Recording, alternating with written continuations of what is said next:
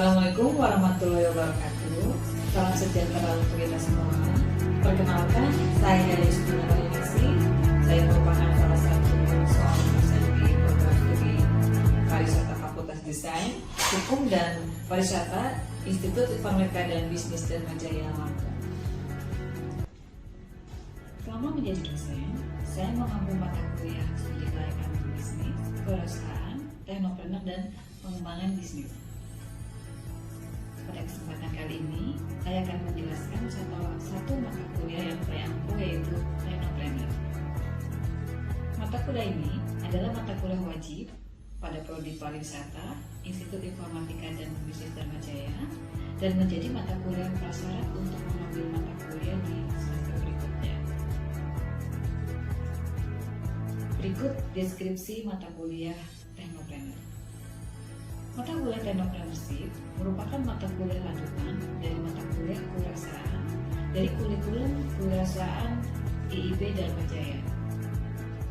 Mata kuliah ini memberikan pemahaman dan skill kepada mahasiswa IIB Dharmajaya untuk mampu mengidentifikasi dan mengevaluasi peluang usaha berbasis teknologi sesuai dengan bidang minat dan keahlian mahasiswa. Capaian pembelajaran mata kuliah Technopreneurship ini adalah mahasiswa mampu memahami serta menerapkan pemikiran logis, kritis, sistematis, dan inovatif dalam konteks pengembangan atau implementasi ilmu dan pengetahuan serta teknologi yang memperhatikan dan menerapkan nilai humaniora yang sesuai dengan bidang keahlian serta mampu menunjukkan kinerja mandiri, bermutu, dan terukur. Mata kuliah ini memiliki total 16 pertemuan, termasuk 1 UTS dan 1 UAS, dengan rincian sebagai berikut. Yang pertama di sini ada pengantar Technopreneurship, yaitu memahami kewirausahaan berbasis teknologi di era industri 4.0. Kedua, teknologi dalam bisnis. Yang ketiga, kreativitas dan inovasi. Yang keempat, Technopreneurship dalam masa krisis. Yang kelima, design thinking. Yang keenam, bisnis model canvas. Yang ketujuh, membuat rencana bisnis. Dan pertemuan ke-8 di sini ada UTS. Kemudian yang ke-9, menentukan target segmen bisnis startup. Dilanjutkan dengan yang ke-10, yaitu membangun value proposition yang superior. Kemudian yang 11, mengembangkan fungsi-fungsi perusahaan startup. Di sini meliputi manajemen, organisasi, dan produksi. Kemudian berikutnya di pertemuan ke-12, mengembangkan fungsi-fungsi perusahaan startup, di mana di dalamnya ada manajemen sumber daya manusia serta keuangan. Kemudian yang ke-13 di sini ada digital marketing. Yang ke-14 di sini ada proses pengembangan bisnis. Yang ke-15 ada legalitas usaha. Kemudian yang ke-16 berikutnya adalah ujian akhir semester. Metode pengajaran yang saya sampaikan, saya menggunakan metode GIA, itu delivery, interaction, dan assessment. Yang pertama, di sini ada delivery. Kemudian, bagaimana mata kuliah Technopreneurship ini dapat disampaikan kepada mahasiswa? Yaitu saya menggunakan beberapa textbook. Di antaranya di sini ada dasar-dasar kewirausahaan, kemudian ada modul kewirausahaan, ada Technopreneurship, buku-buku yang terkait, kemudian di sini serta ada modul dan buku-buku lainnya yang terkait dan mendukung di pembelajaran mata kuliah. Teknik kedua berikutnya adalah di sini ada interaction. Sistem pembelajaran ini dilakukan secara sinkronus, yaitu menggunakan Zoom Meeting atau Google Meet, dan kemudian sinkronus ini juga melalui siaran Dharmajaya sebagai e-learning. Kami juga menggunakan YouTube serta menggunakan juga media WhatsApp. Assalamualaikum warahmatullahi wabarakatuh. Waalaikumsalam warahmatullahi wabarakatuh.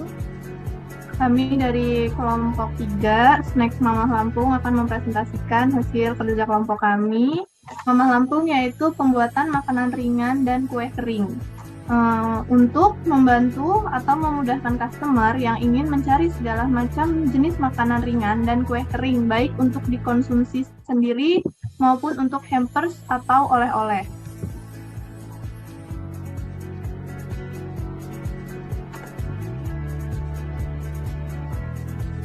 UMKM di Indonesia semakin meningkat dari tahun ke tahun, salah satunya bisnis kuliner, dan bertepatan dengan hari raya, permintaan pembuatan kue kering pun semakin meningkat, apalagi untuk makanan ringan atau kue kering seperti ini. Beberapa orang ada yang tidak pandai dalam membuatnya.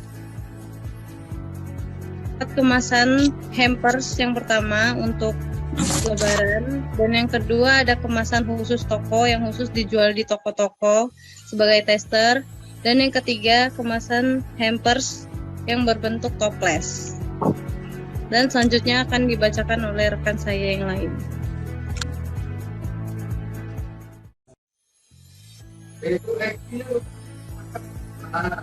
Selanjutnya ada market size PAM, yaitu sebesar 10 sebandar Lampung. Selanjutnya ada SAM, yaitu sebesar 100, itu untuk ukuran pasar yang dapat dilayani, bisa dari layanan online juga.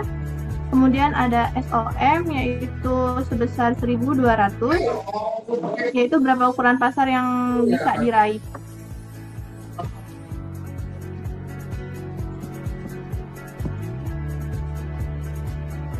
Analisis kompetisinya yaitu kita ada market pemula sama market dan market usaha besar. Dengan analisis kompetisinya ada yang harga jual lebih murah dan ada harga jual yang lebih mahal.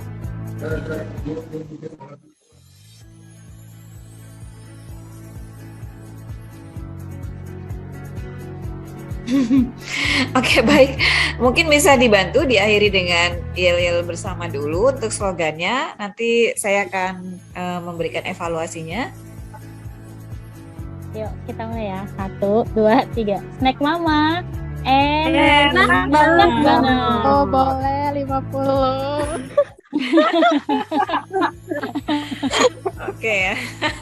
Oke. Tetap semangat ya. Marketing saya kira oke aja ini. Oke, mungkin bisa dibantu nextnya kita ngelihat mock up-nya yang lain. Sepertinya kalian juga sudah buat sampel. Oke. Sorry, masih di mock up dulu. Oke, di kemasan hampers, kemasan khusus toko, kemudian beberapa kemasan hampers yang berbeda. Mungkin di sini kalian juga mestinya memikirkan juga nantinya untuk membuat diferensiasi harga, diferensiasi produk. Terus tentunya dengan diferensiasi tersebut kalian juga memikirkan pasar-pasar yang berbeda, mungkin kebutuhan mereka tentang produk-produk ini tentunya akan berbeda-beda. Oke, kemudian nextnya kita sampai ke bisnis modelnya ya. Di sini kalian menggunakan bisnis model kanvas, ada di sini ada masyarakat terutama berumah tangga. Padahal maksud saya kerjasama kalau di dalam bisnis model ini key partner ini mestinya adalah yang terkait yang ada di dalam hubungan bisnis kalian ya. Misalnya tentunya supplier atau mungkin bekerjasama dengan toko-toko. Nah ini perlu dijelaskan lebih lanjut apa maksud kalian key partnernya di sini adalah masyarakat gitu ya. Terus kemudian berikutnya adalah key activities atau kunci-kunci kegiatan utama yang kalian lakukan. Di sini ada produksi ya. Kalau produksi tentunya sudah pasti yang kalian lakukan adalah membuat dari membeli bahan baku menjadi barang jadinya. Kemudian bisnis-bisnis yang mungkin dari kelompok-kelompok yang sudah dipresentasikan, harapan saya sih mungkin memang bisa running atau bisa jadi awalnya sambilan, tapi tentunya kedepannya ini menjadi sesuatu yang menghasilkan dan syukur-syukur akan menjadi bisnis yang memang kalian seriuskan dan berjalan dengan baik dan sukses. Oke ya. Mungkin bisa di close dulu. demikian presentasi dari kelompok kami, Snack Mama. Kurang lebihnya kami ucapkan terima kasih dan mohon maaf jika dari presentasi kami ada kekurangan. Assalamualaikum warahmatullahi wabarakatuh. Waalaikumsalam warahmatullahi wabarakatuh. Ya tentunya setiap belajar bisnis tentunya semua ada kekurangan ya, tetapi kan di sini kita sama-sama belajar. Oke baik, saya kira demikian. Kita akan ketemu lagi. Kita masih ada satu kali pertemuan di offline dan kita juga masih ada teman yang belum presentasi. Mudah-mudahan nanti kita ketemu. Baik, selamat malam. Assalamualaikum warahmatullahi wabarakatuh. Waalaikumsalam warahmatullahi wabarakatuh. Terima kasih Bu. Sampai ketemu di pertemuan 15 ya. Baik Bu. Di sini saya menggunakan metode asesmen. Dalam proses ini adalah bagaimana caranya kita untuk melakukan evaluasi terhadap penilaian mahasiswa. Pada awal pertemuan, biasanya saya akan menjelaskan terkait bobot penilaian, reward dan punishment. Berikut perhitungan bobotnya, yaitu meliputi ada 5 aspek. Yang pertama, di sini ada tugas sebanyak 25%, kemudian UTS 25%, UAS 25%, etika di sini kami menggunakannya juga sebesar 15% dan kemudian prestasi 10%.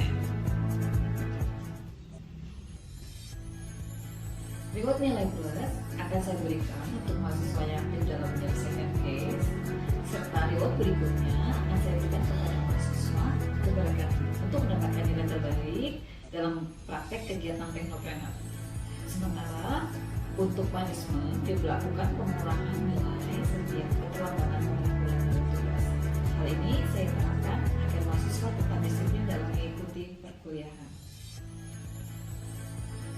Selanjutnya, saya akan menampilkan proses pembelajaran yang saya lakukan pada mata kuliah teknopreneur. Dalam pengajaran ini saya lakukan melalui offline dan interaksi langsung serta beberapa kegiatan-kegiatan yang lakukan di dalam tugas teknopreneur. Dan berikut juga saya akan tampilkan kegiatan-kegiatan mereka di dalam praktek-praktek mereka di dalam kelas teknopreneur.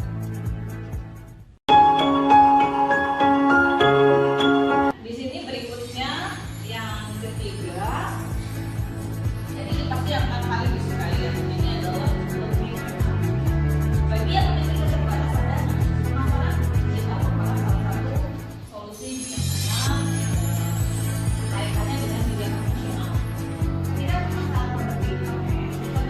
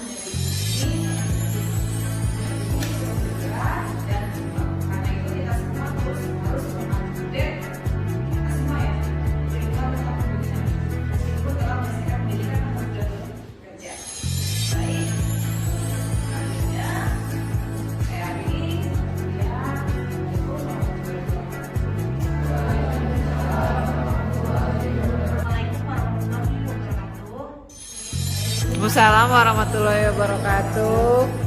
Kami dari kelompok Kibakti Word and Order sendiri dimulai dari olahraga.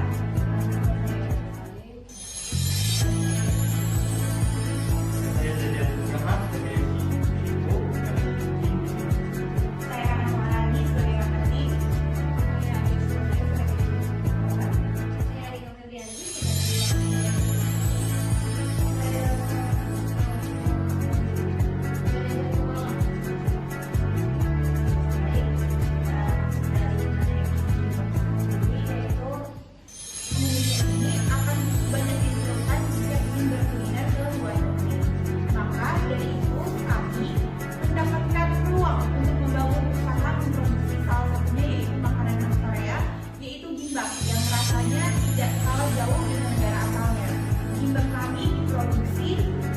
dengan bahan-bahan yang segar baik dari sayuran, daging-dagingnya, dan akan membuat gimbap secara segar dan nikmat saat dimakan.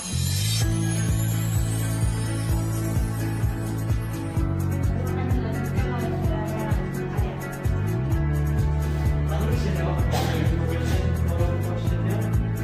Gimbap King adalah usaha yang memproduksi makanan khas Korea, yaitu gimbap yang segar dan nikmat. Yang berdasarkan adalah quality, experience, education, dan limited edition. Edukasi gimbap yang sesuai dengan kultur Korea, lalu limitasi dari cara terjangkau, lalu pelayanan sangat cepat, lalu di sini ada request gimbap yang dari segi sayur dan daging atau telur. Lalu terakhir ada packing, rapi, dan ramah untuk makanan timbang. Lalu di sini ada contoh masalah desain. Kalau saya, di sini kita menggunakan desain. Kalau maksudnya Baik, ini adalah video dari kaum hati. Sekian. Gimbap King Word and Order. yes.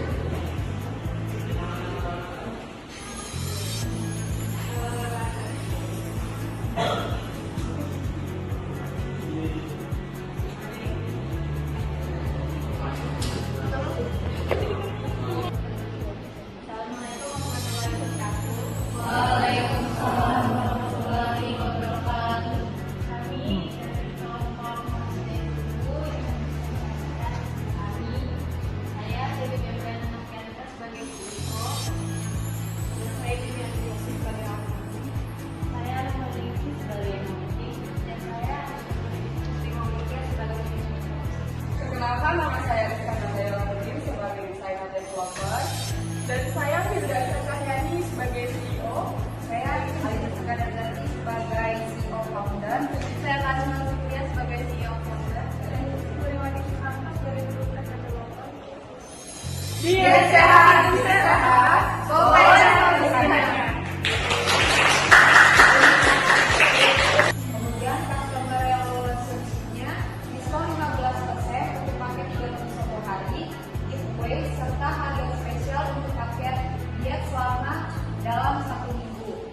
Kemudian strukturnya biaya bahan baku yaitu sayur segar, bumbu, daging, dan sebagainya. Perlu diperhatikan apakah penggunaan buah segar ini untuk waktu kadaluarsa dari produk sendiri proses penjualannya menggunakan itu belum terbaca. Jadi mungkin di sini perlu lebih perjelas lagi dari jadi oke ya cukup ya. Kasih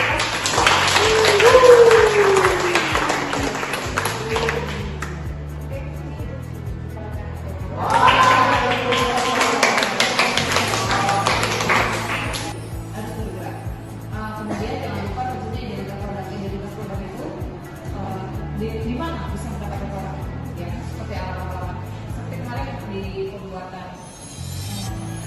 Bangun, kembang, dan hubungkan industri kreatif Indonesia.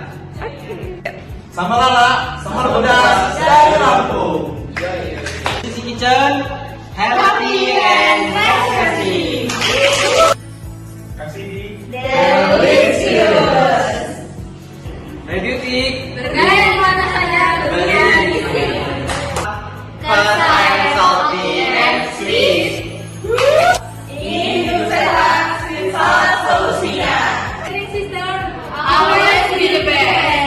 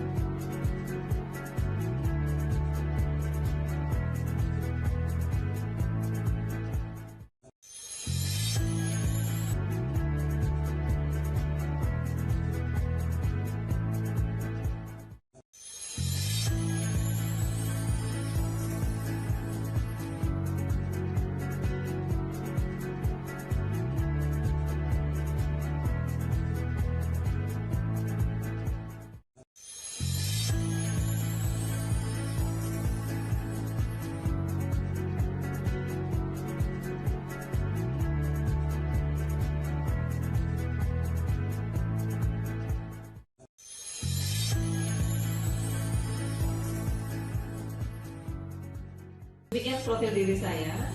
Saya ucapkan banyak terima kasih kepada Bapak Ibu asesor yang telah menyempatkan waktunya untuk melihat dan menilai portofolio Tridharma saya. Mohon bantuan, dukungan, dan doanya agar saya dapat terus berkembang, berkarya untuk kemajuan pendidikan di Indonesia. Assalamualaikum warahmatullahi wabarakatuh.